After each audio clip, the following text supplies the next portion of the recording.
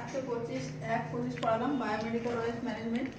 তো ফার্স্ট হচ্ছে ডেফিনেশন, যেখানে আমরা কাকে হচ্ছে বায়োমেডিক্যাল ওয়েস্ট ম্যানেজমেন্ট বলছি। তো any kind of West generate during the medical practice, যে আমরা মেডিকেল প্র্যাকটিসের সময় যে সমস্ত হচ্ছে ওয়েস্ট জেনারেট করি তাদেরকে আমরা বলছি বায়োমেডিক্যাল ওয়েস্ট। মানে এখানে যেমন হচ্ছে যে আমরা কোথায় কোথায় ইউজ করছি, যেমন হচ্ছে প্রসিডিওর করার সময় কোনো হচ্ছে যেমন ড্রেসিংয়ের ট্রিটমেন্টের ক্ষেত্রে বা ডায়াগনোসিস পাশে আমরা কী করছি, ইউজ করছি। তো এখানে যেটা থাকছে সেটা হচ্ছে 75 to 90% কি হচ্ছে নন হ্যাজার্স বা হচ্ছে নন টক্সিক থাকছে, বা 25 to 10% এখানে হ্যাজার্স বা হচ্ছে টক্সিক ওয়েস্ট থাকছে।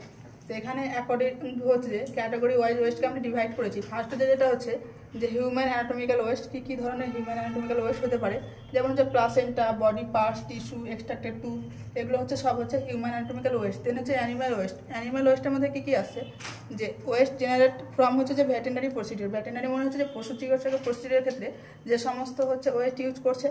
দেন হচ্ছে সয়েল ওয়েস্ট হচ্ছে যে অল আইটেমস কন্টামিনেটেড উইথ হচ্ছে ব্লাড অ্যান্ড বডি ফ্লুইড, যেগুলো হচ্ছে যে বডির ফ্লুইডে হচ্ছে কন্ট্যাক্ট আসছে, যেমন হচ্ছে যে কটন শপ, গজ, লিনেন, তারপরে হচ্ছে বেডিং, মাস্ক, শু কভার, এগুলো সব কি হচ্ছে সয়েল ওয়েস্টের মধ্যে আসছে। এবার হচ্ছে যে এক্সপায়ার্ড বা সাইটোটক্সিক মেডিসিন, যেগুলো হচ্ছে যে মেডিসিন এক্সপায়ার হয়ে যাচ্ছে, যেমন হচ্ছে সেখানে একটা কি সিম্বল দেওয়া থাকে বায়োহ্যাজার্ডের। সে বেশিরভাগই দেখা যায় যে অ্যান্টি ক্যান্সার ড্রাগের ক্ষেত্রে কী হয়, এক্সপায়ার্ড মেডিসিন বা সাইটোটক্সিক মেডিসিন দেখা যায়, ওই সিম্বলের মধ্যে কি দেখা যায় যে কি বায়োহ্যাজার্ডের থাকে। যেন হচ্ছে কেমিক্যাল ওয়েস্টের মধ্যে থাকছে যে এটা কী করছে যে কি আমরা কী করছি যে ডিসইনফেক্টেন্টের কাজে নিচ্ছি। তো এখানে যেমন কেমিক্যাল লিকুইড ওয়েস্ট থাকছে, যেমন হচ্ছে আমরা কোনো সময় এক্সরে যখন করছি, এক্সরে ফিল্ম থাকে সেটা কী করা হয়, লিকুইড ওয়েস্ট ওখানে হয়। ল্যাবরেটরি বা কেমিক্যালসের ক্ষেত্রে বা ফ্লোর ক্লিনিংয়ের ক্ষেত্রে হচ্ছে আমরা সবসময় কী করি যে লিকুইড কেমিক্যালস ইউজ করি, বা বডি ফ্লুইড, ইউরিন, স্যালিভা, স্পুটাম, এই সমস্ত ক্ষেত্রে। দেন হচ্ছে মাইক্রোবায়োলজিক্যাল আর হচ্ছে বায়োটেক ওয়েস্ট, এগুলো হচ্ছে যে কি ভ্যাকুইটেনাস, মানে হচ্ছে যেটা আমরা ভাইল বলি এক কথায়। যখন হচ্ছে যে কোনো টেস্ট করতে পাঠানো হয় মাইক্রোবায়োলজি ল্যাবে, তখন হচ্ছে কি ওখানে ভ্যাকুইটেনাস থাকে, পিপেট অ্যান্ড হচ্ছে ব্লাড কালচার মিডিয়া।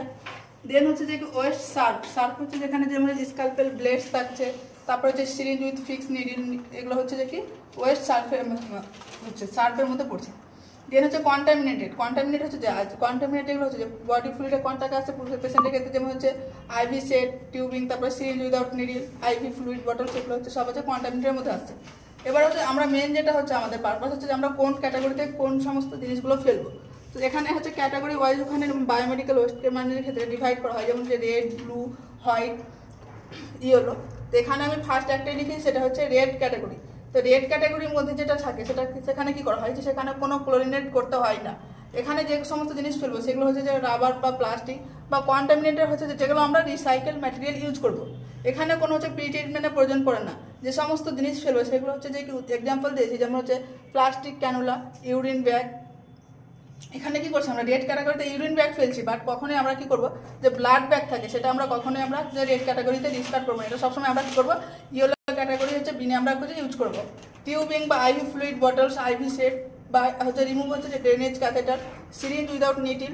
এখানে কি বলছে সিরিঞ্জ উইদাউট নিডিল, যদি উইথ নিডিল থাকে তাহলে কিন্তু সেটা হচ্ছে সার্ফ ওয়েস্টের মধ্যে যাচ্ছে, সেটা কিন্তু ব্লু ক্যাটাগরিতে যাবে। গ্লাভস হচ্ছে যে স্টেন হোক ব্লাড বা নন স্টেন হোক, দুটোই হচ্ছে যে কেটে যাবে, রেড ক্যাটাগরিতে মধ্যে যাবে। বা সেন্ট্রাল লাইন বা বিটি সেট বা পিক লাইন, পিকের ফুল ফর্ম হচ্ছে পেরিফেরাল ইনসার্টেড সেন্ট্রাল ক্যাথেটার। তো সে সমস্ত ক্যাথেটার সবই কি হচ্ছে রেড বিনে যাবে। বা ভ্যাকুইটেনার উইদাউট ব্লাড, যেখানে আমরা ভাইল বলছি, ভাইলটা যদি ব্লাড ছাড়া থাকে তাহলে আমরা কি করছি রেড ক্যাটাগরিতে ফেলছি, বাট ভাইল যদি ব্লাড সহ থাকে তাহলে সেটা হচ্ছে ইয়েলো ক্যাটাগরিতে যাবে। দেন হচ্ছে অক্সিজেন মাস্ক বা ইলিজা টেস্ট প্লেটের ক্ষেত্রে যেটা হয়, বা প্লাস্টিক পিপেট, প্লাস্টিক অ্যাপ্রন, এগুলো সবই হচ্ছে যে রেড ক্যাটাগরিতে যাবে।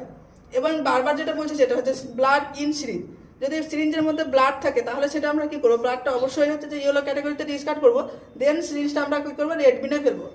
তো আজকে এই পর্যন্ত।